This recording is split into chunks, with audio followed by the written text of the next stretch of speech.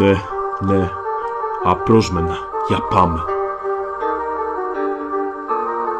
Ένα σφίξιμο στο στομάχι πάλι. Γιατί οι καταχρήσεις δεν φεύγουν από τη μια μέρα στην άλλη.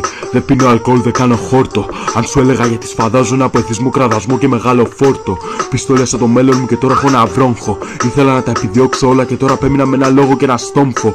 Το Σεπτέμβριο έλεγαν ότι το παιδί από ζωή σφίζει. Το Δεκέμβριο αφήνει το κρεβάτι του ιδρωμένο και να τρίζει.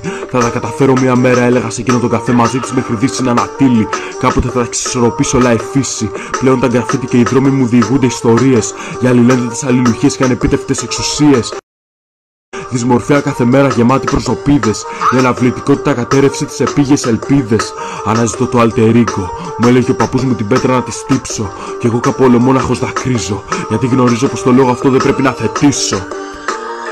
Δεν είχα ποτέ του και στυλ. Ήθελα μόνο να έχω το respect των κατατρεγμένων, για μένα αυτό είναι πρεστίζ. Αλλά ξέρω ότι η εικόνα και το φαίνεστε διοικεί τα πάντα. Μπήκα σε αυτό το φαύλο κύκλο με το όραμα να καταξιωθώ κι ας έχω ανυποψία στα μάτια.